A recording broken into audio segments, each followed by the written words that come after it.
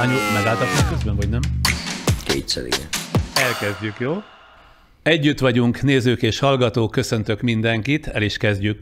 Ma is 2 részből áll programunk, előbb jön egy hosszabb beszélgetés, aztán pedig a már ismert Zöld és Zöld rovatunk, melyben a fenntartható fejlődés jegyében és érdekében egy újabb hétköznapi példát mutatunk be. A kérdés gyakran hangzik el, mit tehet az egyén, mit tehetünk mi annak érdekében, hogy ne merítsük ki a természeti erőforrásokat és ökoszisztémákat. A Zöld és Zöld sorozatunkban ehhez igyekszünk eseteket és embereket felsorakoztatni, olyan példákat, ötleteket, előremutató kezdeményezéseket, amelyeket követve esélyünk lehet, legalábbis kinek-kinek a maga szintjén, megfékezni a civilizáció fennmaradását is fenyegető klímaváltozást. Mielőtt belekezdünk, első beszélgetésünkben még hadd osszam meg önökkel azt a jó hírt, hogy sokak kérésére holnaptól egészen január 6-áig felteszünk mind a YouTube-ra, mind a Facebookra naponta 2-3 emlékezetes részletet korábbi tévéműsoraimból, 30 év terméséből, ami adott esetben azt is jelentheti, hogy egy komplett műsort is újra láthatnak, nem csak egy-egy pár perces részletet, mindez olyan ünnepi ajándéknak szánva. De mindenek előtt jöjjön a mára szánt első friss beszélgetés. Valamikor a nyáron láttam, talán a 444-en azt a cikket, ami az Ökológiai Kutatóközpont 3 órás lenyűgöző filmjét kommentálta. Ebben a filmben egy tapasztalt hajdúsági juhász mesél arról a saját közegében, egy legelőn, 500 birka társaságában, hogy mi és miért történik az adott területen, ahová szinte minden nap kihajtja a nyáját. Az egy délután a legelőn Sáfján László Juhásszal című film remek betekintést nyújt egy olyan életbe, amelyről többségünknek igen kevés tudásunk van. Előkerül benne egy sor szakmai ismeret legeltetésről, vezérűrükről, kolompokról és pásztorkutyákról, mindez gyönyörű mozgóképek és légi felvételek kíséretében, mondhatom a civil érdeklődőnek is nagy élmény nyújtva. Ezt a filmet Molnár Zsolt, a hagyományos ökológiai tudást kutató akadémiai doktor készítette, és ez a már több mint 170 000 megtekintést magáinak mondható 3 óra pillanatnyilag a 2021. év legnézettebb tudományos YouTube anyaga lett. A film láttán egy percig sem volt kétséges számomra, hogy megkeressem személyesen is a főszereplőt, Sáfján László Juhászt, aki Hajdúsámson határában dolgozik, ott legelteti nyáját, ott találtam meg személyesen, még október elején, és most jött el az ideje annak, hogy itt, a podcast stúdiójában is tudunk találkozni, és alaposabban beszélgetni vele. Hát örülök, hogy itt van. Hogy érzi magát Laci ebben a nagyon idegen közegben? Mikor bejött a stúdióba, mondta, ez lesz az, ahol majd mi beszélgetünk? Mire számított? Hát nem erre. Minden idegen, minden. Ez igazából nem az én világom. Hát enyhén szólva nem az ön világa. Ahol találkoztunk, az ön világa a legelő tulajdonképpen, és ön otthonosan mozog. Hány éve juhász már? Hát én gyerekkorom óta. Az azt jelenti, hogy legalább 40-45 éve. Amiben van most ez az ünnepi viselet, úgy látom, mennyiben különbözik ez a mindennapos munkaruhájától? Ezt nem véletlen hívják vasárnapi viseletnek. Valamikor az őseim ilyen viseletbe jártak templomba. Úgyhogy csak ennyibe különbözik. Mint hogyha a gombok, ezek a fémgombok mások lennének, mint amit hétköznap hord, nem? Hát amiket otthon hordok, azok alpakagombok, vagy hamis ezüst, ki hogy hívja, ezek meg azért a déd nagyapámnak az ezüst gombjai. Hogy ezek ezüst gombok, és ezt a ruhát csináltatni lehet valahol? Tehát van erre külön egy speciális szabóság? Igen, vannak ezek a hagyományos viseletet készítő hölgyek, meg ilyen rászakosodott műhelyek, ahol még el lehet őket készítetni. Ott a háttérben látjuk azt a gyönyörűen hímzett szűr, úgy mondják? Igen, ez egy családi szűr.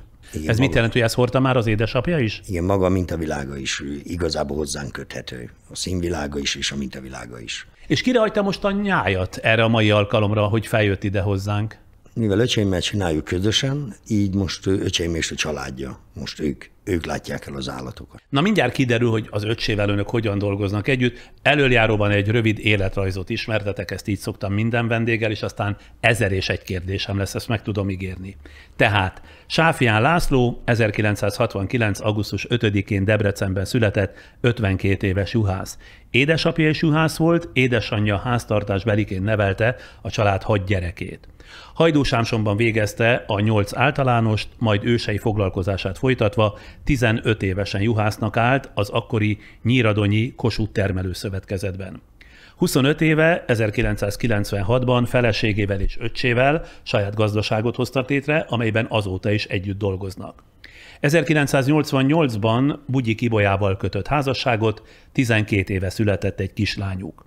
3 éve Hajdú-Sámson város önkormányzata az év közéleti személyisége díjban részesítette, pár hete pedig Hajdú-Bihar megye önkormányzata Arany Sándor díjjal tüntette ki, amit azok kapnak, akik Hajdú-Bihar mezőgazdaságának fejlesztésével hozzájárulnak a mezőgazdaságból élők életminőségének javításához. Mondjuk ez utóbbit értem, és ez logikus. De milyen közéleti tevékenységet végzett, amiért 3 éve az év közéleti személyisége lett Hajdú-Sámsonban?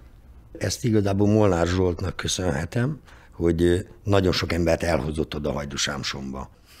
Aki a filmet készítette önről, ugye? Amire hivatkoztam igen, a bevezetőben. És miután ez a film leforgott, nagyon sok ember járt önnél közelről egy kicsit megtapasztalni, hogy milyen a juhász élet? Inkább ilyen professzorok, ugye, akik jöttek Zsolthoz, és akkor ők mind jártak ott nálam a legelőn. Molnár Zsolttal hogyan, meg mi módon ismerkedett meg? Vagy ez már egy korábbi régi kapcsolat? Igazából én őt a Hortobágyon ismertem, meg ilyen pásztor találkozón, hogy mindig jött egy Marik fűvel, és akkor abból mit ismerünk. Szóval egy ilyen folyamatos nyaggató emberként kezdődött a mi kapcsolatunk. Jött egy marék fűvel, hogy abból mit ismernek? Igen, mindig voltak érdekes kérdései. Hát mit ismerünk belőle? És akkor, amit nem ismertük, mondtuk, hogy ekkor megeszi, akkor nem eszi, és akkor láttuk, hogy úgy érdekli, valójában érdekli. Sokan vannak még juhászok? Mert azt mondja, hogy ilyen juhász vagy pásztor találkozón ismerkedtek meg. Én most azt mondom, hogy még ahhoz vagyunk elegen, hogy ez a szakma még élhessen tovább. 100-nál többen vannak, vagy kevesebben? Többen. 3 órás filmünkben egy pásztornak a délutánját követhetjük nyomon. Sáfján László nyírségi homoki legelőin pillanthatunk bele a pásztoroló legeltetésnek a mindennapjaiba. Például megtudhatjuk azt, hogy mikor és miért állította, vagy éppen mozdította a nyájat, vagy például, hogy hogyan érte el azt, hogy estére minden jú jól lakjon. Méghozzá úgy, hogy következő hetekre és hónapokra is maradjon a legelőn elegendő legelőfű, sőt, a következő években is jól lehessen tartani ezen a legelőn a juhot. Gyertek, menjünk Dezse üres! Gyertek, hely!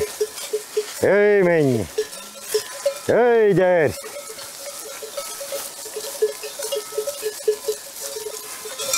Gyertek! Hely, gyertek!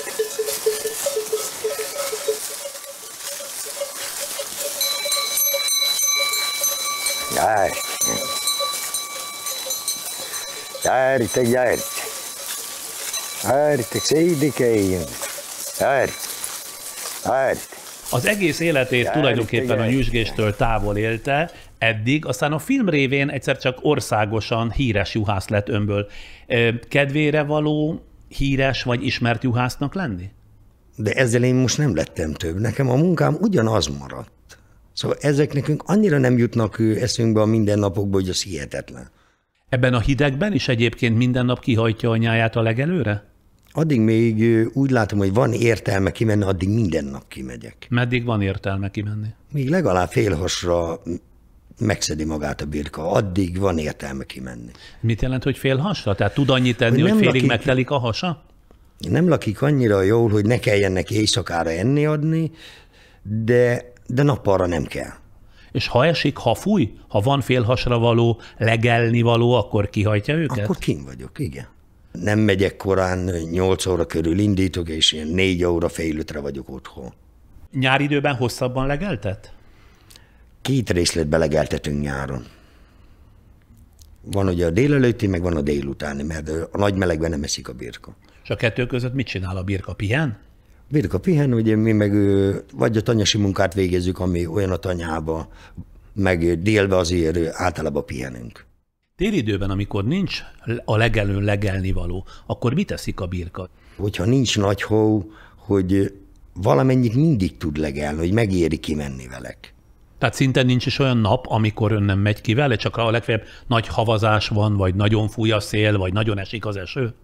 Én szeretem, hogyha egy minimális, egy ilyen 2-3 centis hó van, mert akkor már nem válogat annyira.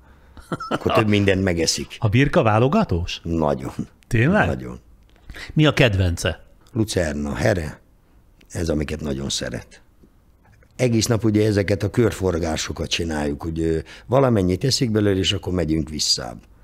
És az a körforgás azt jelenti, hogy a birkát megtéveszti azzal, hogy újból és újból rávezeti arra a területre körforgásszerűen, hogy újból és újból lelegelje azt, amit az előző körben ott hagyott. Így van.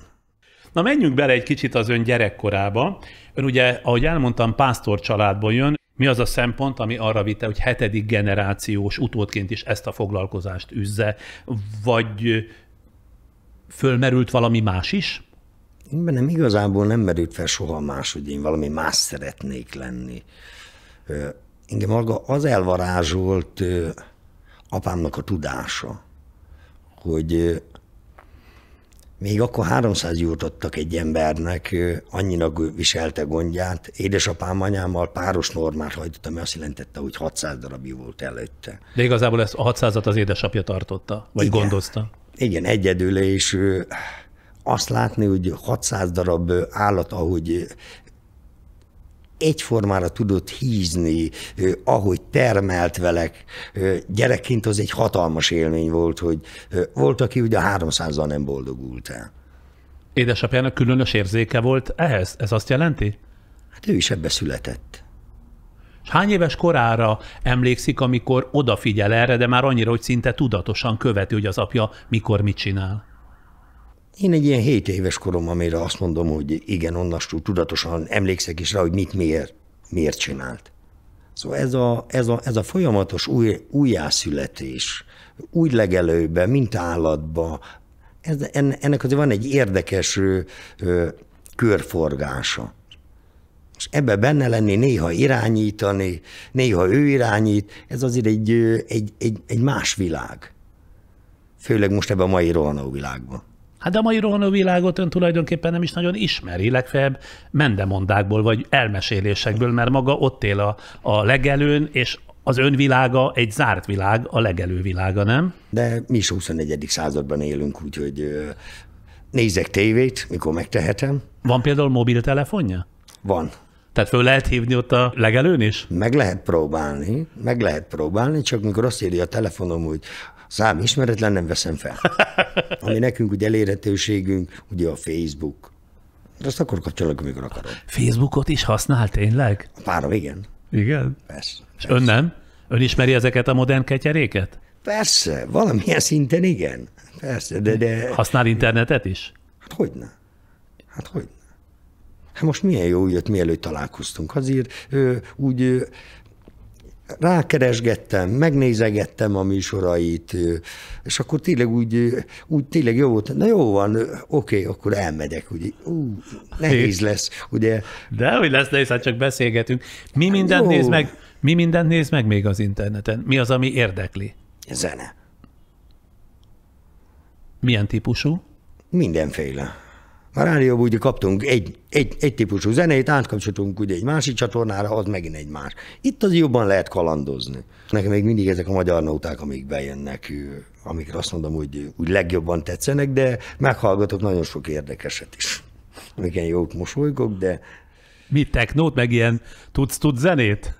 Még a technóval is ki vagyok békülve, mert még az is hagyján, de vannak emberek, akik azt hiszik, hogy énekelnek, úgyhogy jókat szoktam mosolyogni. Ezeket az állatokat mi neveljük fel, nálunk születnek, hogy báránykor óta ismerjük őket. A szószoros értelmében a születés óta. Sok birkának azt tudom, hogy hol született a hodályba, hol jött a világra. Hogy így persze, hogy mi nem is tudjuk összekeverni. Már azt tudjuk, hogy maga a falkában hol helyezkednek el ezek az egyedek egy ilyen 80%-ba, azt tudjuk, hogy este maga, hogyha a hodályban vannak, hogy hova fog lefeküdni. Hogy nekünk ennyire ismertek. A filmben többször lesz olyan, hogy így hosszan mutatjuk légi felvételen a nyájat, és hogyha valaki ilyenkor megfogja a kurzort, és előre-hátra kicsit elkezdi gyorsan mozgatni, akkor látja azt, hogy 3-4 perc alatt hova rendeződik át a nyáj. És akkor lehet látni, ki lehet választani egy-egy birkát, hogy milyen különböző módon viselkednek, hogy mindig valaki mellett megy és elől megy, vagy pedig lemarad hátul, aztán később fölcsatlakozik. Tehát lehet játszani a filmben többször is ilyen módon, hogy begyorsítjuk a felvételt, és akkor szépen látható az egyes egyedeknek, meg az egész nyájnak a mozgása is.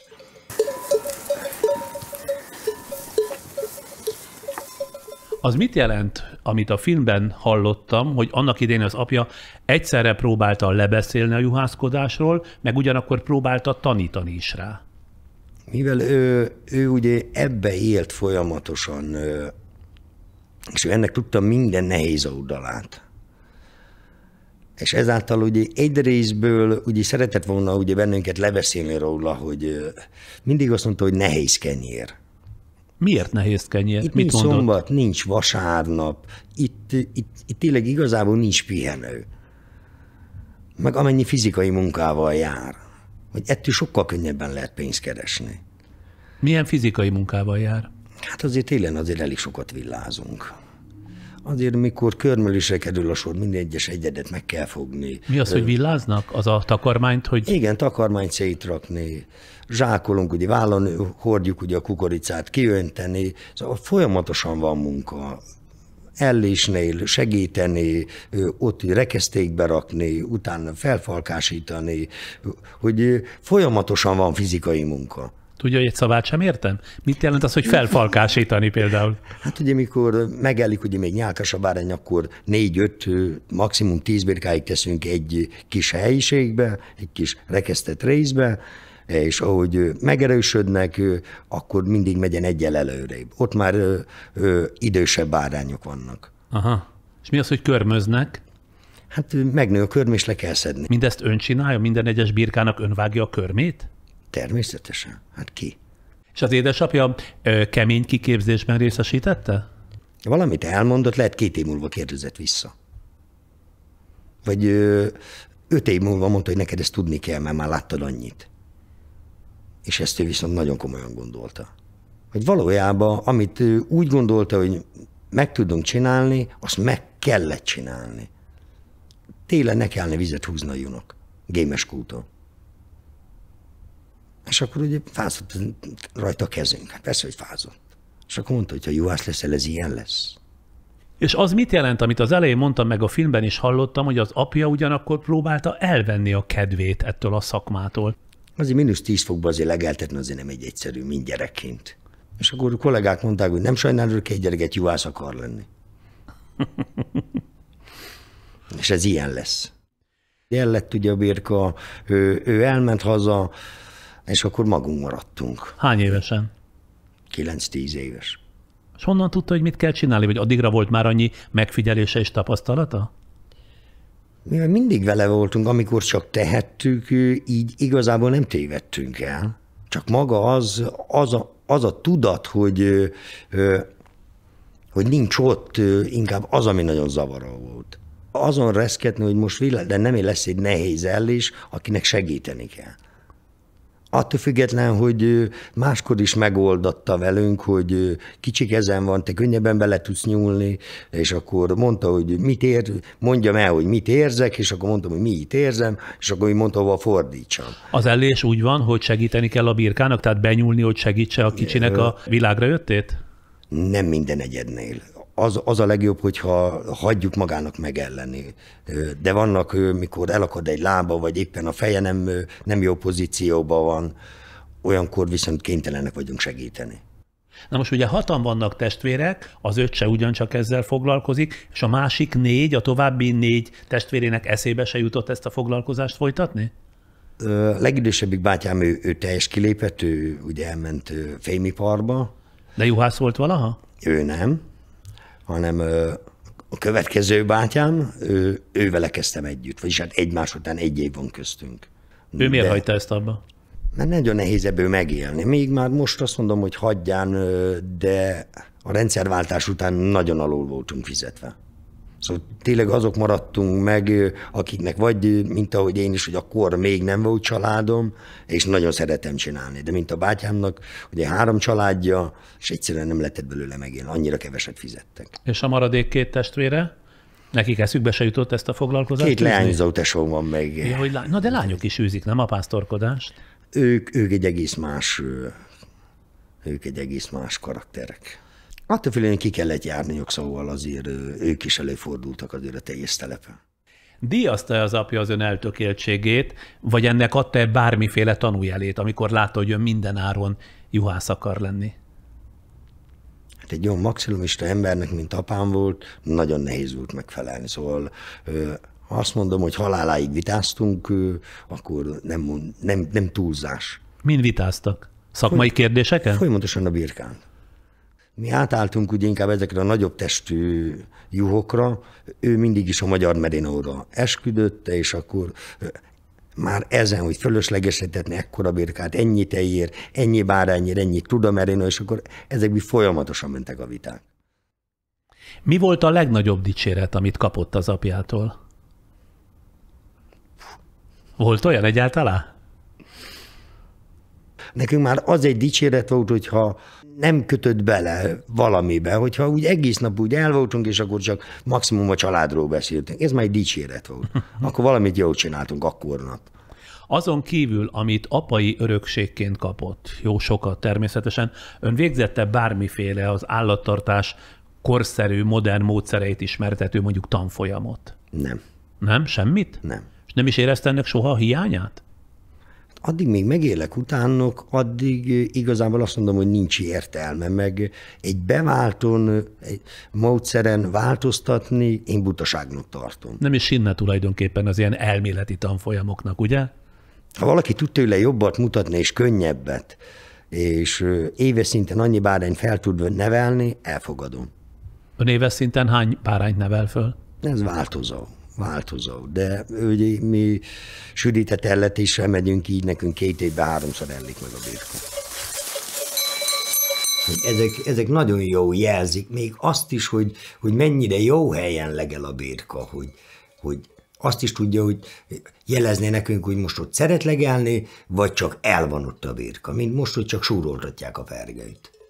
Ott a középen az a jó az ottan megállt, és más csinál, mint a többi, az mit csinál?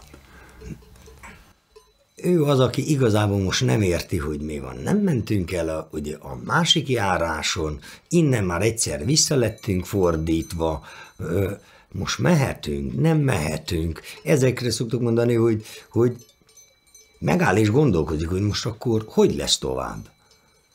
És akkor ilyenkor jönnek ugye ezek a vezéregyéniségek, akik majd valójában iránymutatnak a többinek, hogy akkor megyünk. Van az a népdal, hogy a juhásznak jól van dolga, egyik dombról a másikra terelgeti nyáját, fújja furójáját, vígan éli a világát, valahogy így. Tényleg így megy ez? Tehát, hogy a népdal a lényeget megragadta? Én azt mondom, aki ezt a nótát írta, az soha nem volt juhász. Tényleg? Én azt hittem, hogy ez maga juhász élet. De miért? Minden sorába bele lehet kötni?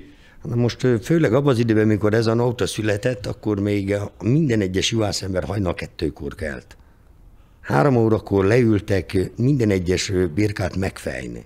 Miután kifejtek, utána elkészítették a sajtot, kiment legeltetni. És akkor bejött a birkával ilyen 11 órakor, volt egy óra hosszája pihenni, újra mindent elmosni, és 3 órakor leült fejni. Tehát akkor a juhásznak nem megy jól a dolga? Hát anyagilag valamikor nagyon kifizetendő volt a jutartás. Ilyen értelemben igen, de munkában nem. Egy jókora területet birtokol Hajdú-Sámson határában, ezen áll egy komplett tanya, ott élnek, ott van az 500 birkája, de sok-sok más házi állat is. Nyilván ez sok-sok év munkájának az eredménye. Milyen szakaszokban gyarapodott máig ez a családi birtok? Maga a birtok nagyon nehezen tud úgy igazából nagyobb lenni a földárak miatt, de inkább állatlétszámban nőttünk nagyot. mivel ugye ketten csináljuk öcseimmel, így annyi jót kell tartanunk, hogy mind a két család megéljen belőle. De ott tulajdonképpen a legelő mellett van a tanya. Én jártam ott, a legelőt többszörösen körbejártuk, őrizgettem, illetve pontosabban kergettem a birkát, mert azok gyorsabbak, mint bárki. Én azt hittem, hogy azok nyugodtan el vannak, nem. Össze-vissza mennek, és elég tempósan. Először ugye a termelőszövetkezet tagja volt ön is, mert igen, akkor csak így lehetett a régi rendszerben. Akkor mondom viccesen, ahogy szoktam. Én hajtottam az államét, hajtottam a nagyurakeit, most a magamét. Most azt mondom, a TS világban egy kényelmes életet éltünk, mint juhászok. Ki voltunk szolgálva. Csak kimondottan az állattal kellett törődnünk. Az állatnak tényleg a gondja bajával. Már amikor ugye rendszerváltás után, mikor jöttek a nagyurak, úgymond... Nagyurakon kitért? Nagygazdákat, akik ugye felvásárolták ezeket a TS telepeket állatostól. Ők már viszont alapból megemelték ugye a darabszámot, már nem 300-zal volt egy ember 600-zal, plusz kiestek ugye olyan emberek, akik besegítettek ugye a takarmány odahozatalnál, így már egy egész más munkatempót kellett ugye felvennünk. Tehát onnantól kezdve nehezedett a dolguk, vagy több lett a dolguk? Jóval több lett a dolgunk, és fel annyi fizetésért. Nekem ezt a családom is szereti csinálni, és azt mondom, amiben nagyon ritkák vagyunk, öcseimmel vitamentesen tudunk együtt gazdálkodni, vagy hogy mondjam, együtt élni.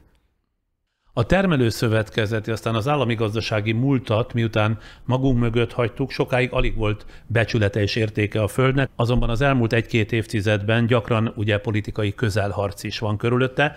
Ön is bérli a földet mai napig a birkái számára.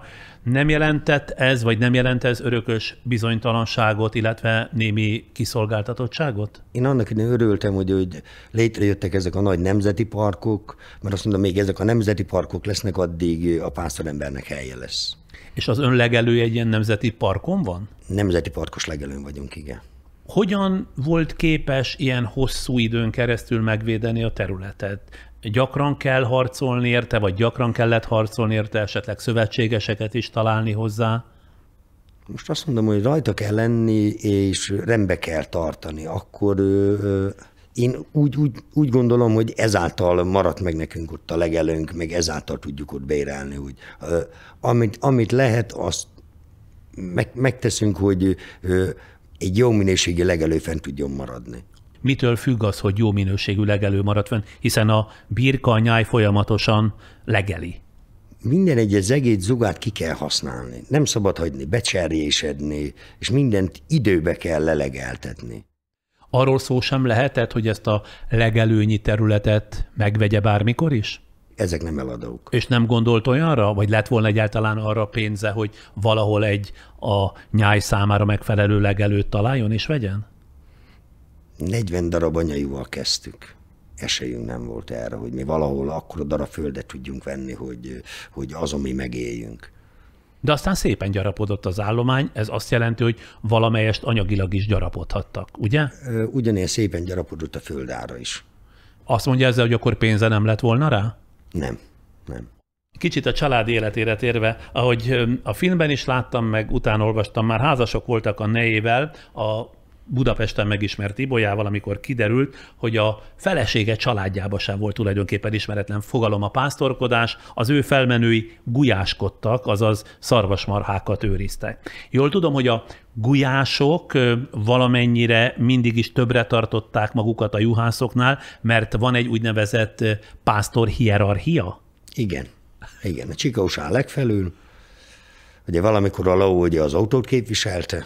Másképpen tudom. Én azt hittem, hogy a gulyások vannak, a marhák őrzői vannak legfelül, nem? Mivel én a Hortobágyhoz vagyok közel, így Hortobágyon ugye a csikaus, gulyás, juhász, és majd utána a kanász. Ők a kondások? Igen. Ők, akik a disznót őrzik? Így. Eleinte a felesége családja körében nem merült fel ez a rangsorbeli különbség kettejük között? Tehát, hogy ők mégiscsak a juhászok fölött állnak?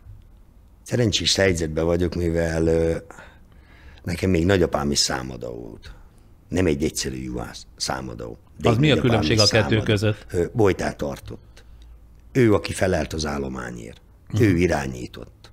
De amikor... Ezáltal nem merült fel soha ez a ki hova teszi magát. Milyen állat a birka? Kérdezem én, mint városi ember tisztelettel. Például egy kutyához vagy egy disznóhoz képest hogyan jellemezni? Okos vagy kissé ostoba állat? Okos állat, kimondottan okos állat. Akkor honnan ered az, hogy olyan bután nézel rám, mint a birka? Mert rá tud csodálkozni az emberre. Mozdulatlanul tudja nézni az embert. Mint hogyha valamit nem értene. És én szerintem ebből adódik. De akkor honnan tudja, vagy mi arra az igazolás, hogy okos állat? Ez most történt velem a napokban. 2 évvel ezelőtt jártam ugyanezen a területen, ahova most járok, és akkor ott az egyik darab föld gabonavetéssel volt. És azt legeltettem. Céltudatosan tudta, hogy hol volt. Azonnal mentek oda. És nem téved el. Úton. Tehát nem jobbra, arra oda. fordul. Automatikusan megyen oda. Mert ott tavaly előtt egy nagyon jó vetés volt. Migráció memóriá is van a birkának, hogy visszaemlékezett 2 évre? Persze. Tökéletesen tudja az utat. Önnek ugye 500 birkája van, mindnek van neve is? Mindenkit kötünk ugye a 40 darabhoz. Mivel 40 darabból szaporodott fel, mert csak mindig apállatot vettünk, így mindig az a 40 darabhoz kötjük őket.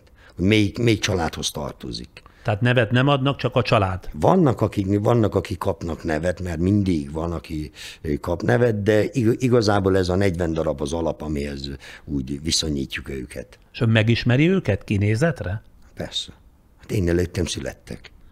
Na jó, de annyira hasonlítanak egymásra, nem? Mi sem hasonlítunk egymásra. Hát rendben, hogy ember, de a birka, nekem úgy ránézek, egyik olyan, mint a másik. Dehogy? Nem? Nem.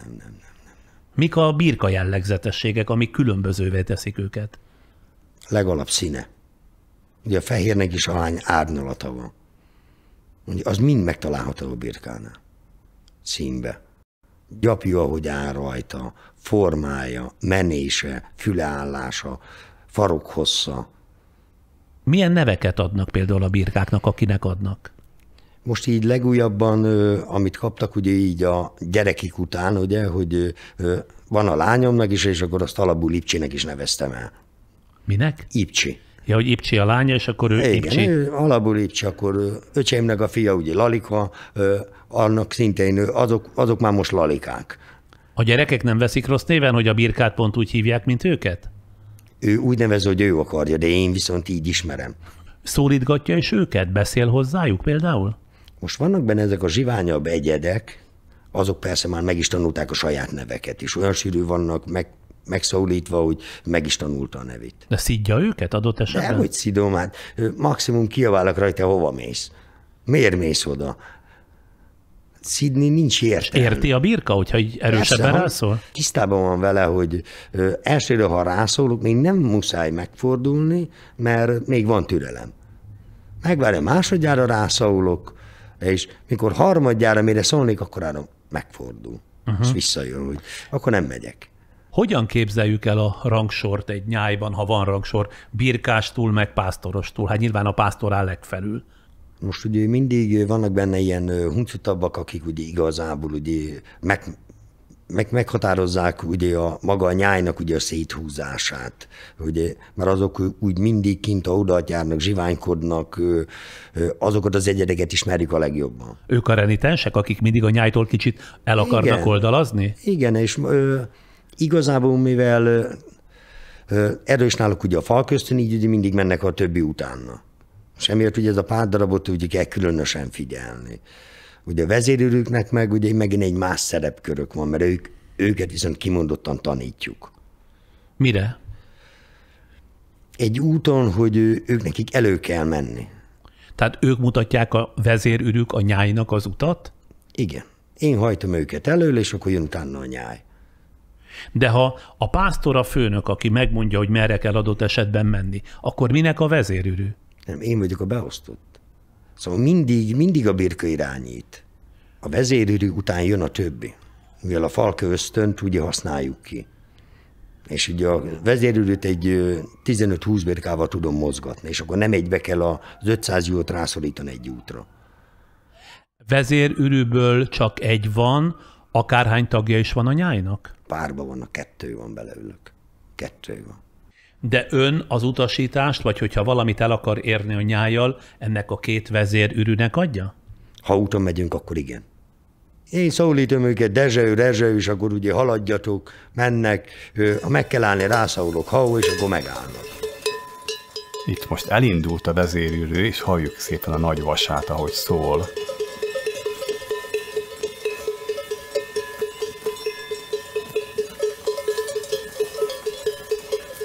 Tehát így most már messziről is halljuk, hogy most a vezérűrő menetel valahova. Mivel elálltam előle, így bátran jön utánam. Ők még 2 fiatal ürű, de eljön az az idő, mikor megtanulják ők is, hogyha én elől vagyok, akkor nekik hátra kell maradni. Szóval erre is majd meg kell még tanítani, de ők még most 1,5 éves ürük.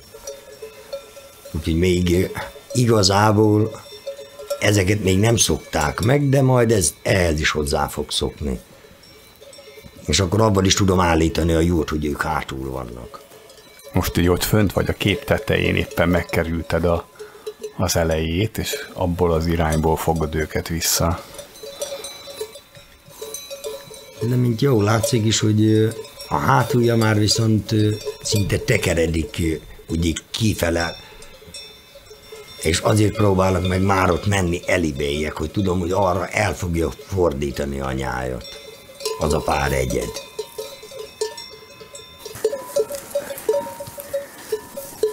Hogyan dől el, hogy melyik birkából lesz vezérürű? Ön dönti el, csak úgy hasraütésszerűen, vagy a nyáj választja ki, hogy kire fog hallgatni? Mivel ezek ugye kosbáránynak születnek, így én választom ki őket. És ezért is mondjuk, hogy tanítjuk az ürüket. Hogy ez nem magoktól van, hogy ő mennyire szeret elő lenni. Ez neki nem kívánságműsor. És amelyikből vezérürű lesz, az haláláig vezérürű is marad? Tehát nem lehet leváltani? Ők rájuk szoktuk mondani, hogy ők a született ürük. És még ők megvannak, addig ők vezérürük maradnak. Honnan látja meg, hogy melyik a született ürű? Mindig a formája, a járása, azért lenni kell egy tartásának ahhoz, hogy az majd egy kolompot tudjon vinni. Hogyan érnál a különbséget a normális birka, meg a vezérürűnek kiszemelt birka között?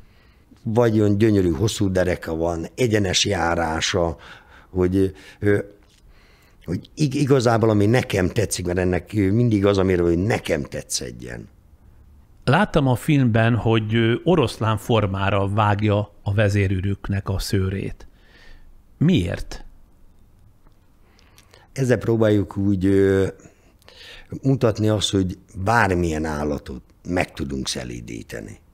Én, mint juhász, 2 oroszlán jár a juhom közt.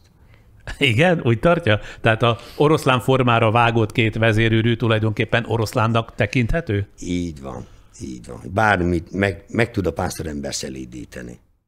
Nagy különbség van a birkák személyisége között? Például van gonosz birka? Van. Az milyen? Meg mit csinál? Van, amelyik tényleg azon a szinten, hogy megellik, és nem kell a bárányja. Egyszerűen nem akarja felnevelni. Úgy kell rákényszeríteni, hogy ő felnevelje a bárányát. Fejisnél egyszerűen nem szokja meg a fejist. Folyamatosan beugrik közénk, minden felrúg, felborít, egyszerűen szinte kezelhetetlen. Meg vannak igazi kis jámborak, aki tényleg mindegy, hogy jön oda, legyen így. És akkor ugyanígy báránynevelésnél is. Mindennek megadja magát. Igen, hogy igazi jámbor. Szóval nagy személyiségek vannak benne, de pont ebből alakulnak ugye ezek a zsiványbirkák, hogy ő bármit megtehet. Ezek után akkor azt kérdezem, hogy milyen birka jó birka? Mind. Ezek a zsiványokra, akikre ilyenkor nagyon sokat kiabálok, de viszont nyáron egy hatalmas segítség. Ők a kis huncutságukkal hajlandók elindulni a 30 fokba is legelni. És akkor viszik a többit is. És akkor megkönnyítették a dolgomat, nem kell őket mozgatni, mert ők ugye a zsiványság őtet viszi. Tehát a zsiványbirkát is ön kedveli, ez azt jelenti. Persze, máskülönben nem lenne. A birkák például egy juhász értésére tudják adni, hogy nem való juhásznak? Tehát tudnak mondjuk falkában ellenállni? Ilyen nincs, vagy legalábbis én még nem tapasztaltam.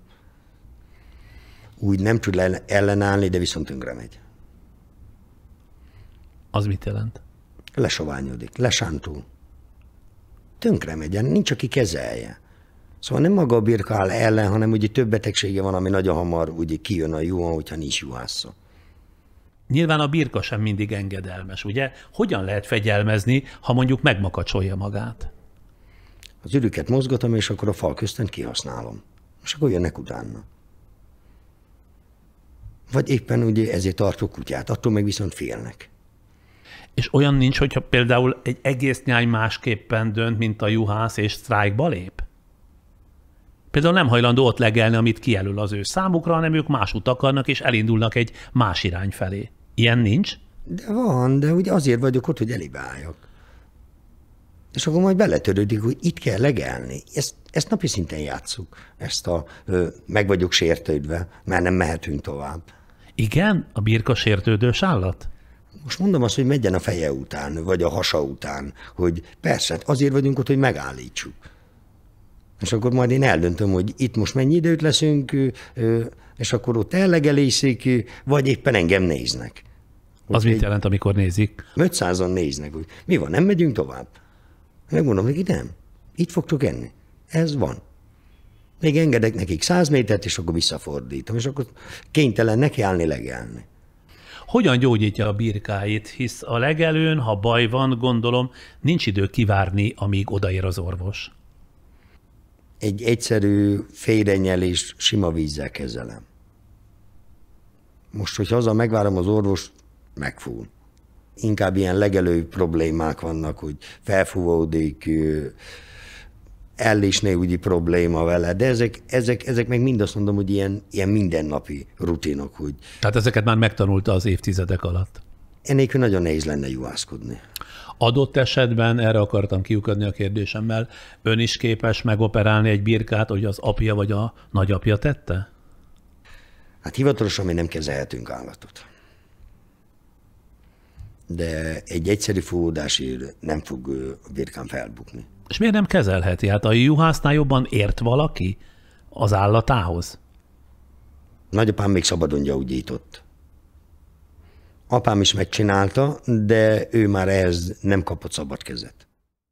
Beszéljünk egy kicsit a kolompokról, amit a birka nyakában hord. Hozott is ide jó néhány kolompot, csengőt. Minden birkán van kolomb? Nincs. Én általában 6 darab kolompot használok, 3 csengőt, meg 2 ürűvasat.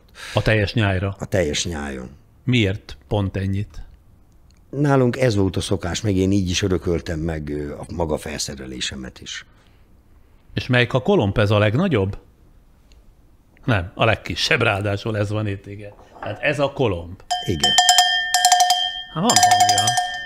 És ebből hány van? Ebből 6-ot szoktam feltenni. Tehát 6 birkára az 500-ból. Igen. Ez mit jelez önnek? Na ugye pont így jön ugye benne ugye az érdekessége, hogy akik ezt megkapják. Igen, miért van az egyik birkán kolomb, a másikon meg csengő? Ugye nyáron, ugye a meleg miatt inkább a vezéregyeniségeken, akik oldalt mennek, elől megyen, azokra rakom fel ezt hatot úgy széjjel. És akkor széjjel fele húzza ugye a meleg miatt ugye a nyájat. Ősszel viszont már fordítva hátulra rakom, hogy inkább egybe tartsa.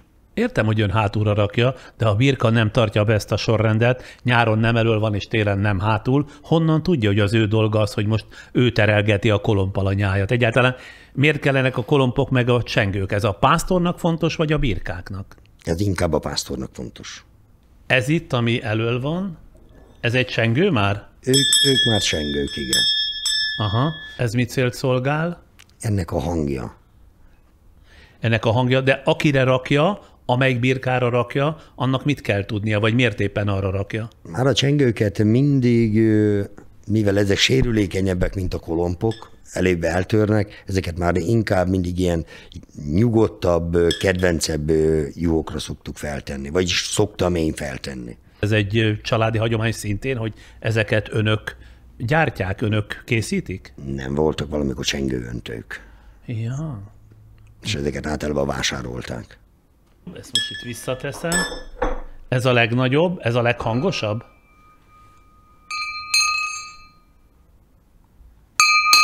Hát van hang. Hát majd, hogy nem hangosabb, mint a...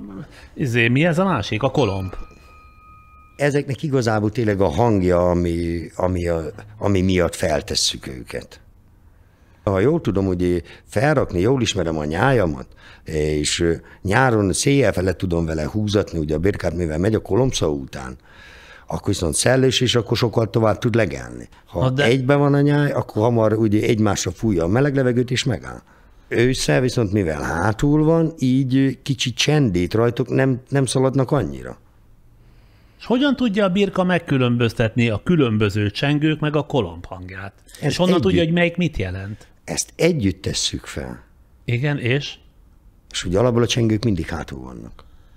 Ugye a két ürűharang az mindig elől megy, amikor az úton megyek. Azért is vannak rajta ugye mélyebbek, meg nagyobbak.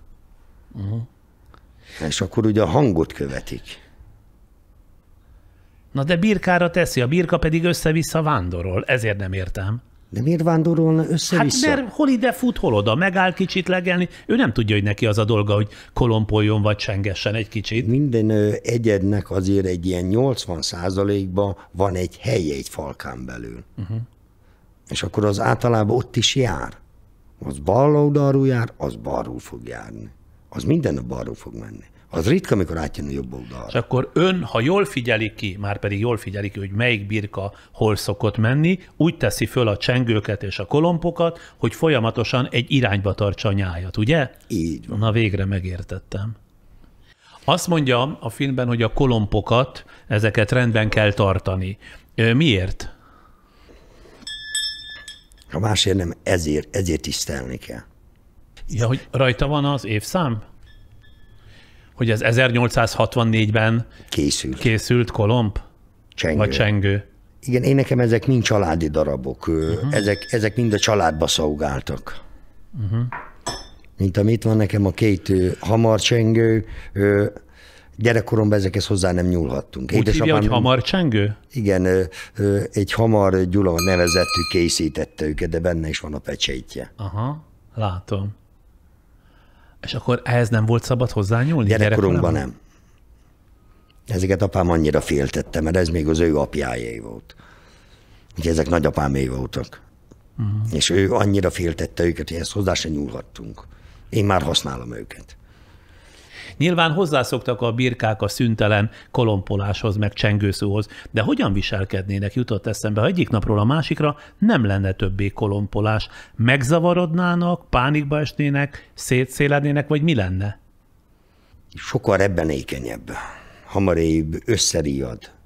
Így igazából ugye a kolompszóra, ha megy a kutya, és hogy elmegy mellette egy kolompos birka, ahogy megriad, onnan már meg is állíthatom a kutyát. Egy szinte, mint a dominó, olyan szépen fog fordulni. Azt gondolná az ember, hogy a kolomb hangjától inkább megriad egy birka. Megszokja. Igen? Tehát Megszokja. pont az, hogy neki kell szükségszerű, és akkor elfogadja. Valami miatt csalja, mert most is van a szomszédunkban egy törzsállomány, akin soha nem volt. Soha. Megyek az úton, és akkor beügik a kolompot. Nem láthatják az én jómat. Tehát ha hallják, akkor megijednek tőle, mert ők nem szokták? Jönnének utánam. Úgyhogy ők rajtuk soha nem volt kolomb. És ezt mivel magyarázza?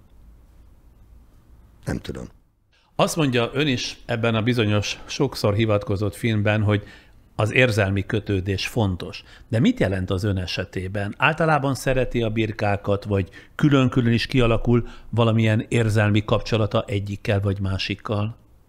Persze, vannak benne nagy kedvencek, hogy ne lennének.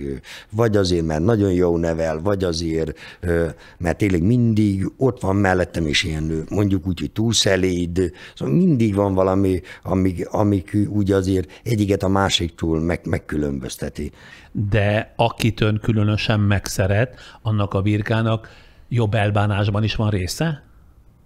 Ilyen nincs. Nincs? Ilyen nincs. Mindenkit egyformán kell tartani. Azt jól érzékeltem ebből a filmből, hogy egy valami szinte minden másnál fontosabb, nevezetesen az, hogy a birkák mindig maradjanak nyugodtak, soha ne riadjanak meg semmitől. Most mi szeretjük azt, hogy eszünk és háborgatnak? Szóval nekem ezt apám így is tanított, hogy neked se tetszene, amikor eszel, és akkor háborgatnak. Ezért próbálom mindig folyamatosan azt elérni, hogy nyugodtan tudjanak legelni. A birkák egyébként rosszul tűrik a stresszt? Most vagy a birka, vagy a juhász, nem igazából tudom megmondani, hogy melyikünk tűri nehezebben, de nem szeretjük egyikünk sem, hogyha háborgatnak bennünket. Igazából a birka és a nyugalomra vágyik, meg a pásztor is. Gyakran éri baleset a birkákat? Ez csak onnan jutott eszembe, hogy ugye ürgejukakkal van tele a legelő, mikor én is ott jártam, azért ezt tapasztalhattam, a birka pedig belelép, és mondjuk kitöri a lábát, nem? Előfordulhat, de általában tudjuk azt, hogy hol vannak ezek az ürgejukak. Egy legelőn tudja azt, hogy hol vannak az ürgejukak? Hát persze. Hát ki, ha nem én? Hát mert az ürge jön, megy. Egyik nap itt van luk, utána másik nap ott. Gondolom én. Egy adott részen, igen. Ezért nem szeretjük, hogyha idegenek jönnek, kiabálnak, kutyát hoznak sétáltatni, mert pont egy ilyen helyen legel ugye a nyáj, az idegen kutyától megriad, és ilyenkor fordul elő, hogy eltörik a lába. Egyáltalán az ürge az ős ellenség, mert ugye Petőfi óta tudjuk az Arany Lacinak írott versből, hogy az ürgét jó kiönteni. Én nem tartom ellenségemnek az űrgeit. Hát azért, mert nyilván időközben védett állat lett, aztán az állatvédők nagy gonddal vannak iránta, rókáknak, meg nem tudom én, ragadozó madaraknak fő tápláléka. Ezt nem bánja? Most nem mondom, hogy nem öntöttem ki ürgét gyerekként, de akkora füles kaptam érte, hogy utána eszünkbe sem jutott.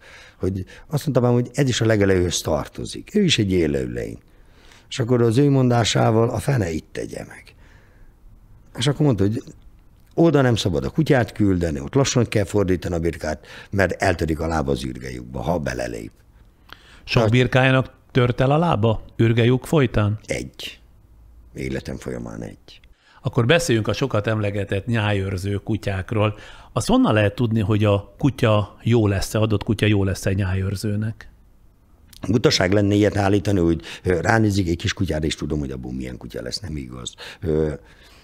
Úgy igazából a kinézetéből, amit meg tudunk állapítani, hogy most hasonlít-e az elődjéhez, vagy sem. Hogy milyenné válik, ezt majd az idő mondja meg. Neked olyan kutyáid szoktak lenni, amik egyrészt ugye utasításra ténykednek, másrészt pedig amikor engeded, meg amikor szükség van rá, akkor ők nagyon finoman azt a néhány juhot, amelyik valamiért éppen nem jól viselkedik, azt nagyon finoman jobb belátásra bírják. Ugye ott vagytok most fönt majdnem a junak a tetején, és akkor fogjuk látni, ahogy a divat elindul, és azt a néhány éjszak fele már, vagy felfelé már kitörésre készülő juhot, na most nagyon finoman úgy visszamozgatja, hogy látjuk, hogy a többi 300 juh az meg se mondta, észre se vette el szinte. Itt jön az, hogy amit nagyon nehéz megtanítani egy kutyának, hogy mennyire durvulhat el. És itt ugye nagyon kell ugye figyelnünk egymásra. És a divat már nem egy fiatal kutya, úgyhogy ő már ezt nagyon jól megszokta, hogy mikor mehet, meg figyel rám. Önnek ideig hány kutyája volt? Igazából, amikre azt mondom, hogy én nálam öregedtek meg egy ilyen 4 kutya eddig. Aki okos volt és beváltotta hozzáfűzött reményeket. Így van, azt mondom, aki én nálam öregedett meg. Nálam született és nálam öregedett meg. A jelenlegi kutyája például milyen? Ha magára hagyná a nyájjal, akkor boldogulna egyedül is? Aki most van, ez még egy gyerek. Most egy nagyon gyerekkutyával vagyok. Nagy reménységet látok benne, de ő még most egy 8. hónapos kiskutya. És azt kitanítja ön, vagy pedig tanították az ő szülei, akik szintén nyájőrző kutyák voltak esetleg? Egy nagyon jó adottsággal megáldott, mert nem is igazából, én nem is így szoktam megfogalmazni, hogy tanítunk, ösztönit használom ki. Szóval könnyen tudom megállítani, könnyen tudom rávenni, hogy menjen, és ezáltal figyel rám, és tudom irányítani. De alapvetően a nyájőrző kutya arra figyel, azt csinálja, amit a pásztor csinál, nem? Az állatra figyel. Akkor jó. Akkor az igazi. A kutya például soha nem harapja meg a birkát? De. Ha nem harapnám meg, akkor nem félne tőle. Kicsiként már megtanítjuk nekik, hogy próbáljuk rávenni őket arra, hogy mikor haraphatja meg, és mikor elég az, hogy csak hozzáérhet. Amiket mai napig nem értek, hogy nyírásnál ugye még rajta van a gyapja a juhon, nyugodtabban tud fogni, mert nem éri el a bőrét. 2 perc múlva kopasz az állat, és ugyanolyan finoman nyúl hozzá, mint hogyha szőr lenne rajta.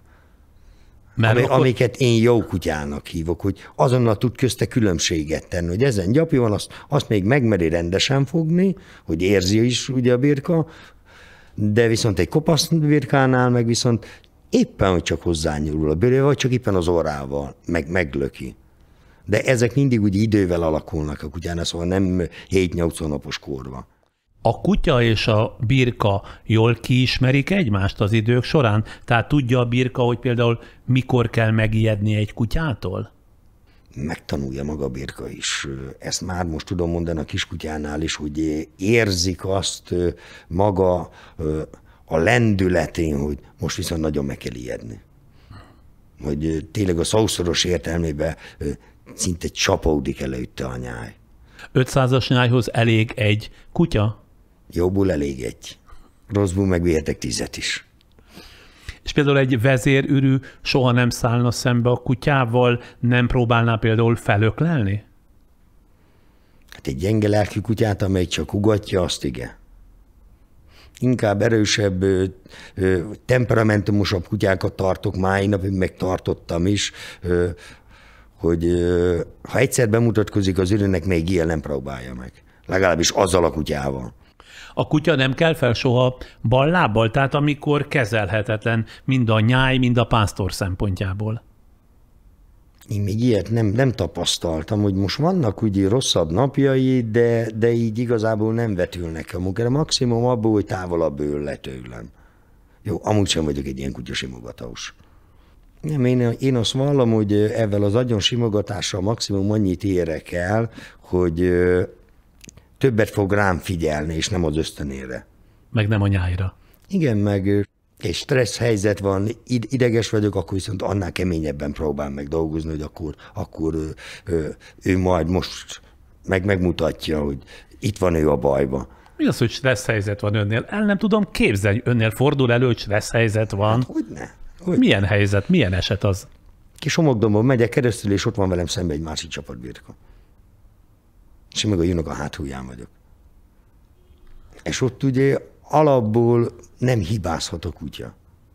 Hogy ne keveredjen össze a két nyáj. Így van. És ha összekeveredik mégis, akkor az a kutya hibája? Nem, a miénk. Ugye, ahogy a bevezetőben is mondtam, meg a filmben is elhangzik, 1995 óta ezt a kifejezést használta magatarti, tehát a maga ura önállátásra rendezkedett be. Ez azt jelenti, hogy az iparcikkeken kívül mindent saját maguk termelnek meg maguknak? Hústéren igen. De a magatarti igazából azt fedi le, hogy a juhnak mindent én állítok elő, vagy 90%-ban én állítom elő a junak. Mit? A kis szénáját, kis abrakját, mindent nekünk kell megoldani. De csomó állatuk van a tanyán, ugye ezt is az apjától tanulta, hogy a tanya akkor szép, ha sok állat van benne. Igen, vagy szoktuk más kifogalmazni, tartunk mindent, ami nem jövedelmező. A birkas olyan nagyon, hogy így elhallgattam. De megélünk belőle. Milliómosok nem leszünk, de megélünk belőle. Csirkét, tyukot, libát, disznót, lovat, nyulat egyaránt tartanak, de például azt nem értettem, hogy miért tartanak pávát, meg szamarat? Valamikor a szamarat azért tartottuk, avval dolgoztunk. Avval hordtuk fel a junak a téli takarmányát, kis szénát, avval mentünk így a kukoricaföldre, kukoricát avval hordtuk haza. Fogatoltuk, mint a lovat. Na és a páva, az csak szép? Hát most kell attól szebb állat. Erre mondtam, hogy tartunk mindent, ami nem jövedelmező. Önben mennyire volt meg az a késztetés, hogy a gyereke kedvét, kislánya kedvét elvegye a pásztorkodástól, ami az apja esetében ugye felemás módon megvolt önnel kapcsolatban. Egyáltalán lányból lehet juhász? Van női juhász? Van. Milyen arányban a férfiakhoz képest? Körülbelül. 1%. De most azt mondom, hogy ha nem is marad meg emellett, de amit most megtanul, avval csak több lesz. Szeret lejönni. Saját birkája van. Ő azért ebbe született bele, és akkor úgy folyamatosan ugye közt van, és akkor valamilyen szinten ugye folyamatosan érdekli. Lehet, hogy belőle is juhász lesz? Nem tartom lehetetlennek. Ön ösztökélné erre? Nem lennék ellene. Sőt, amiben tudom, segítem, hogy ha egyszer úgy dönt, hogy marad ugye továbbra ugye ennél a szakmánál, hogy azért minden tudása meglegyen ahhoz, hogy igenis tudja továbbvinni. De Laci, hát éppen ön mondta, hogy ez egy nagyon nehéz szakma, és egy kislányra ez bízná, vagy csak azért, hogy folytatódjék a családi hagyomány? Most ennyire nekem ez nem mérvadó, hogy most maga folytatódjon a családi hagyomány, de ha szeretné, akkor miért ne csinálhatná? Rengeteg minden van, amit maga a termete miatt azt mondják, nem bírod. És mégis csinálom. Na de ön férfi. Az addig rendben van, de viszont mint leányzó, ugye, ha úgy hozza a helyzet, mindent meg tud oldani. Az fel is tűnt, hogy nem nőtt föl az ön keze alatt juhász bojtár? Már csak azért is, mert kihaló félben lévő mesterség, és azt mondja, hogy ez egy életforma. Közelemben nem engedtem senkit, mint ahogy édesapám, hogy én valakit tanítsak. Nem vagyok én tanár. Hát azért ön már a filmből is kiderült, sokkal nyitottabb életet él, tehát ha valaki megkérdezte magát, szívesen segített. Kutyába olyat tartottam, hogy közelemben nem lehetett jönni. Nem, hogy én valakit odaengedjek, hogy én hogyan csinálom. Ebbe vagy beleszületik, vagy sose lesz juhász. Az én apám elmélete. Hogy mi ehhez valakit hozzásegítsünk, az önnála teljes ki volt zárva. De én viszont ebben nőttem fel. Szomorúan, vagy inkább elborzadva nézi az úgynevezett modern nagyüzemi birkatartás módszereit, amelyek között már olyan is van, hogy olvastam, hogy szelektálással kiölik a juhokból a nyájszellemet. Talán a brit szigetekről olvastam, ahol sok eső esik, és elég bekeríteni egy nagyobb füves területet, ahol szerteszét kóborolva legelészhetnek magukban a birkák. Már nincs szükségük nyájban létezni. Mit szól ön mindehez? Én még mindig azt mondom, hogy addig még egy egyszerű fűből húst tudunk előállítani, vagy úgy mondom, egyszerű füvekből. Én addig nem látom értelmét annak, hogy nagyüzemileg zárt legelőket hozzunk létre, és táplálék kiegészítőket adjunk a birkának. Nem látom értelmét. Mitől fosztja meg a nagyüzemi birkatartás magát a birkákat? Engem emiatt nehéz lenne erről meggyőzni, hogy most én csináljak egy ilyen zárt legeltetést, ami azt jelenti, hogy én nekem ehhez még valami takarmány kiegészítőt adjak. Miért adjak, hogyha kiengedem, akkor viszont minden megvan. És akkor magyarul a fűvön megkízlalom. Most azért, hogy most be van kerítve. Akkor mi a nagyüzemi birkatartás előnye? Miért szorgalmazzák ezt? Azt mondom, hogy kevés a pásztorember. És emiatt kényszerülnek arra, hogy amit villanypásztornak mondunk, hogy villanydróttal helybe tartsák az állományt. Én igazából ezeket látom, és olcsóbbnak találják azt, hogy most egyszer felállítanak egy ilyen rendszert, mint minden hónapban juhász fizetni. Ahogy utána olvastam, megint csak a bárányok, tehát a fiatal birkák még piacképesek, azokat vásárolják. A felnőtt birka viszont miért értéktelen? Már nem ismerik az emberek. Maximum fesztiválokon találkoznak ugye birkahússal, pörkölt formájába. Kinti piacon igazából nincs ugye a felnőtt egyedekre, már úgymond a kiöregedett egyedekre. Így szinte munka eladni. És a gyapja sem kell senkinek? Hát a gyapja az egy félelmetesen lement az ára, hogy Még ott van a tavaszi nyírás. Még ott a gyapjú. Nem tudom eladni. Egyszerűen nem kell. Tényleg a birkagyapjú felvásárlási ára alig több, mint a birkanyírás költsége? Az idén még annyit adnak érte. És akkor mit csinál a gyapjúval? Odaadom, amennyire elviszik. Régen ennek nagy értéke volt? Tehát jó pénzt lehetett keresni belőle? Most vagy kifutott ugye a legelőbbért a gyapjú, de mikor nagyon ment, így, hogy apámtól hallottam, nagyapám idejében a téli takarmány árát kifutott a gyapjú ára. Most ahhoz képest a nyíróbérit nem futja ki. Nyírni nem ön nyírja? Arra van külön szakember? Már nem nyírunk. Valamikor nyírtam a másait is. Vagy nyírtuk, ugye még kevesebb juhunk volt, időnk volt rá, akkor nyírtuk a másait is, de erre vannak brigádok. Én mindig öcseimmel nyírtam, mi nem komolyabb brigádokban nem nyírtunk, kézi ollóval ilyen 1300-ig egy szezonban. 1300 birkát kézi ollóval? Így van. Amikor még nem volt az a lehúzógép? De volt, csak nekünk nem volt rá pénzünk. És hagyományosan kézi ollóval. Egy birkát lenyírni kézi ollóval mennyi idő? Változó. Ha jó a birka, akkor lement 5-6 perc alatt. Jó a birka, az azt jelenti, hogy hagyja magát. Nem kondícióra, erőlétre, az azért mérvadó. Mert egy sovány birkát volt olyan birka, hogy nyírtam 20 percig, mire szerencsétlenül ollóhegyével le lecsipkedve. A birka egyébként hagyja magát nyírni? Ha az ember tudja a fogását, akkor igen. Akinek ennyire szoros a kapcsolata ezekkel az állatokkal, mint önnek is, könnyű levágni egy bárányt, hogy megegye azt a család? Most végül is ők erre születnek. Hát igen, de hát azért hogy én könnyen megeszem, az rendben van, mert nekem nincs érzelmi közöm. Na de önnek, aki a nap 24 óráját, teljes életét velük tölti. Hát itt jön egy váltás, ugye. Megyek, és akkor megkeresem a legszebbet, és akkor azt én eszem meg. Szóval ezzel a tudattal indulok el. Addig nagyon szép, nagyon aranyos, meg tényleg a húzat nem mérheti, de mikor úgy eldöntjük, hogy vágunk egyet, akkor megyek és megkeresem a legszebbet az eladók közül. Hogy azt én eszem meg, azt nem adom el. És nem dobban meg olyankor a szíve? Miért? Ott már váltunk.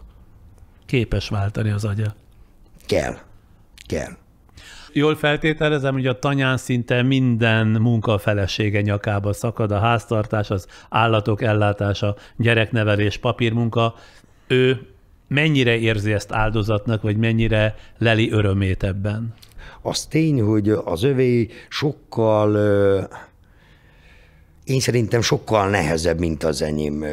Ugye ezekkel a papírmunkákkal, amiben nem lehet hibázni, szóval azok azért egy félelmetesek, hogy amennyire, ugye, meg amennyi idejét elvesz. Van nagy becsülete otthon, az ön szemében? Hát én nekem ő a minden. Hát, szóval nem csak emiatt, hanem tényleg úgy valójában. Ő a minden. Így van értelme csinálni. Megtalálták egymást, ugye? Gondolom én. Nekem is úgy tűnt kívülről, hogy nagyon egyben vannak. Hát máskülönben ezt nem igazából lehet csinálni. Csak így együtt. Egymás becsülve és egymás munkáját is becsülni. Ez csak így lehet. Ön el tud képzelni önmagának bármilyen más életet? Nem. Én azt mondom, hogy amit valaha úgy megálmodhattam, mindenem megvan. Mindenem. Mit álmodott valaha, amiből aztán valóság lett? Juhász leszek, juhász lettem. Az ma az álmomon felül van, saját jómat hajtom. Szerető feleségem van, van egy gyönyörű lányom, ennem van mit. Kellettől több. Adóságom nincs. Azt ettől nekem nem kell több. Ha 3 mondatban össze kellene foglalni, mi a jó és mi a szép ebben? Én mindig azt mondom, hogy maga arra ébredni minden reggel, hogy olyan sokan várnak lent, ez már egy jó dolog. És akkor még ez pluszba el is tartja a családomat, ez meg azt mondom, hogy csoda. Hát köszönöm szépen, hogy hagyta magát kirángatni a saját közegéből, és beavatott engem, és beavatta a nézőinket egy nagyon távoli, ezért titokzatos szakma rejtelmeibe, mert ilyet a városi ember ritkán lát, pláne ilyen közelről ritkán hall valakit. És a filmhez önnek is, meg távolról Molnár Zsoltnak is gratulálok, és a nézőknek is azt ajánlom, hogy szálljanak rá 3 órát, mert nagyon megéri, olyan hétvégi meditatív programnak is kiváló. A film címe tehát Egy délután a legelőn Sáfján László juhásszal. A YouTube-on könnyen megtalálják. Miközben elköszönök öntől, és megköszönöm még egyszer, hogy itt volt, és eljött ilyen messziről hozzánk. Önnek is boldog ünnepet kívánok, meg a nézőknek is. Itt mi még folytatjuk a Zöld és Zöld sorozatunk következő részével, amit, mint a sorozat korábbi darabjait, Vince Kata készített.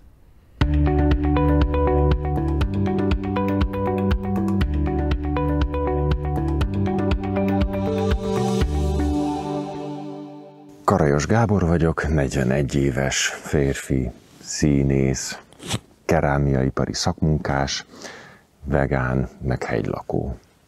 Ez így mind. János meg a főnököm.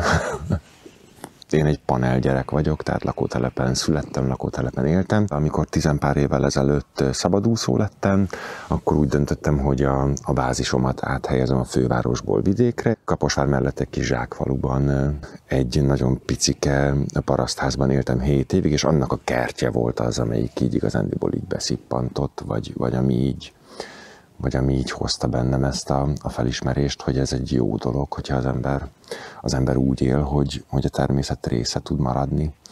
És aztán úgy alakult az életem, hogy visszaköltöztem Budapestre 7 évvel ezelőtt, és akkor viszonylag hamar éreztem azután a 7 év után, hogy nem fog már menni a belvárosban élés sérülések nélkül. És akkor elkezdtem keresni egy B opciót, akkor még azt gondoltam, hogy az elég lesz, hogyha van egy olyan hely, ami egy ilyen menekülési útvonal, egy ilyen hétvégi ház, ahol el tudom tölteni a szabadidőmet.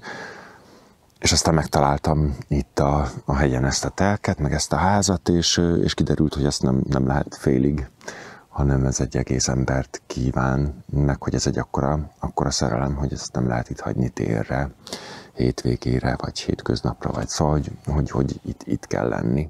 Ez egy mezőgazdasági terület, és itt a közművek közül egyedül az elektromos áram adott. És minden egyebet, ahhoz, hogy az ember tudjon komfortosan élni, azt úgy kellett megoldani, és akkor adta magát a történet, hogy lehetőleg minden úgy történjen, hogy ez a legzöldebb megoldás. Furattam egy kutat, és hogy ne termeljek szennyvizet, ezért alomszéket használok, komposztoalettet, és éppen ezért nincsen szennyvízem, hanem az itt elhasznált fürdésre, mosásra, mosogatásra elhasznált víz, az egyből visszakerül a körforgásba, az előkertet locsolom vele, a komposztoletnek a halmát pedig elkomposztálom, és az is szintén visszakerül a körforgásba. Ez a hely rákényszerít arra, hogy az ember tudatosabban létezzen. Például itt szembesültem először azzal, hogy mennyi a valós hulladékom, akár a szelektív hulladékot, akár a kommunális hulladékot nézzük, mert hogy itt hetente egyszer viszik el a szemetet, a szelektívet az havonta egyszer, és nagyon kiózanító volt azzal szembesülni, hogy mi az, amit valóban én termelek meg, mint hulladék, mert úgy, hogyha az ember ezt így egy különálló egységként látja, és nem egy kapuajban eleve nagy halomhoz tapasztott masszaként, akkor az nagyon kiózanító tud lenni. És akkor igazándiból itt indul el az, hogy maga a vegánná váláson, meg a növényi étrend, az egy csomó olyan dolgot hozott magával, amire így előre nem gondoltam volna, és hozzá ezt az odafigyelést, meg az empátiát, meg a tudatosságot, ahogy említettem. Az igazság, hogy mindent lehet nagyon-nagyon egyszerűen csinálni, ugyanakkor mégis hatékonyan, és pont ez, amit említettem, hogy sok évnek kellett eltelnie ahhoz, hogy én magam is változzak, Míg eleinte tényleg az volt a fontos, hogyha mondjuk csak a táplálkozást nézem, hogy az ismert ízek maradjanak, de azok az összetevők, amik mondjuk állati eredetűek, azokat kiváltsa valami. Tehát, hogy ott még így a magyar konyha volt az étkezés, ennek a bázisa csak vegán elemekkel. Aztán ez az egész valahogy úgy átalakult, és ma már ott tartok, hogy szinte, nem tudom, 95%-osan tényleg teljes értékű növényi étrendet folytatok, és pont emiatt is a lehető legegyszerűbb megoldás az, és sok más szempontból is, hogyha az ember csak szinte alapanyagokat vásárol. Tehát, hogy most már félkész ételeket egyáltalán nem fogyasztok, így mondjuk így a hulladék mennyiség is sokkal kevesebb, ami bekerül a házba, vagy a háztartásba.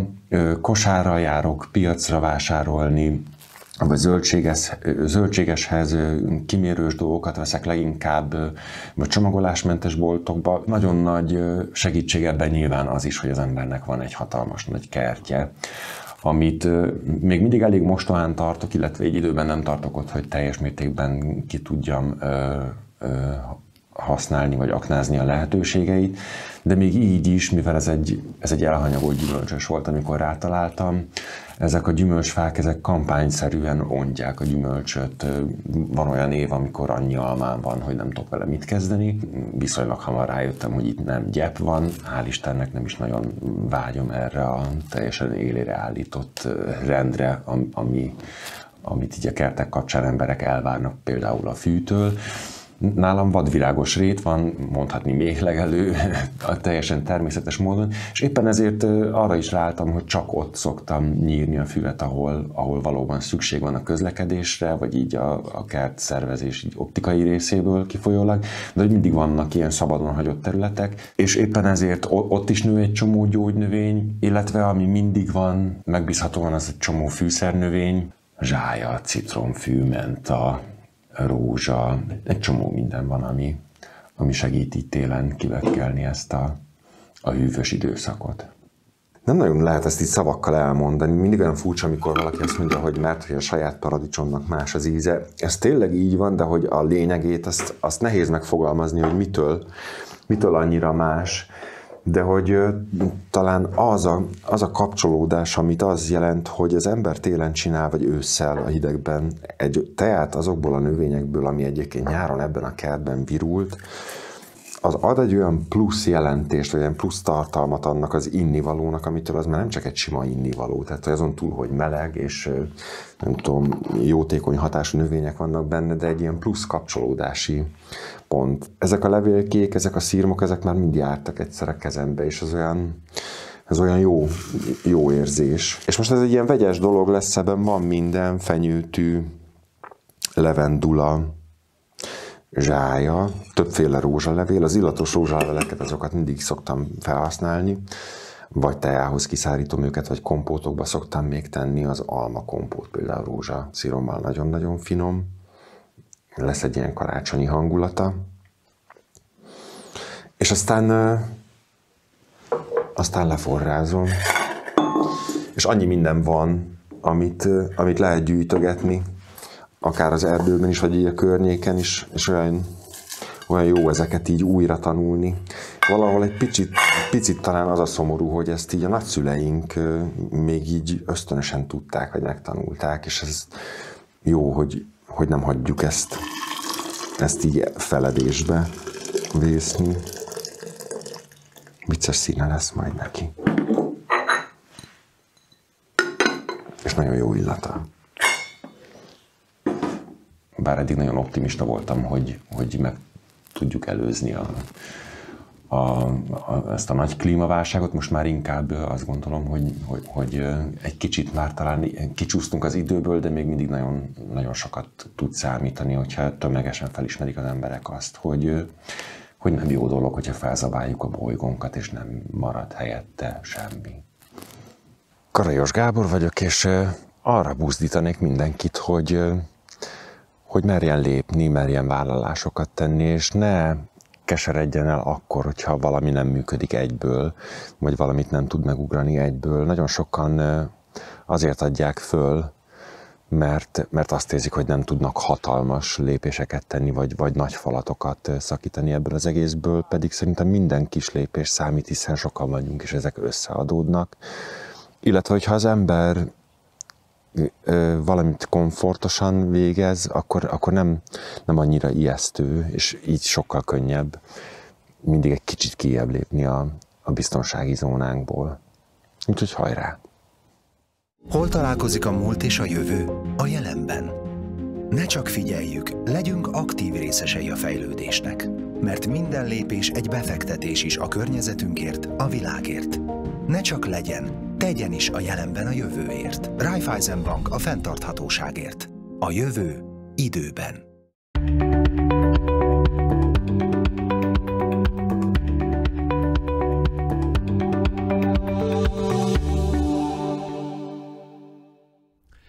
Eddig tartott ez a mostani podcast, de a jövő csütörtökön este 8-kor új vendéggel megint jövünk, a YouTube-on és a Facebookon egyaránt, és kérem, ne felejtsék, holnaptól amolyan ünnepi, illetve évvégi, évelei meglepetésként felkerül mind a YouTube-ra, mind a Facebookra minden nap 2-3 részlet egy-egy valamilyen szempontból emlékezetes korábbi tévéműsoromból, esetenként sok évvel ezelőttről akár komplett műsor is. Reméljük, sokan fogják élvezni ezeket. És akkor még egyszer boldog karácsonyt kívánok, és viszlát a jövő csütörtökön.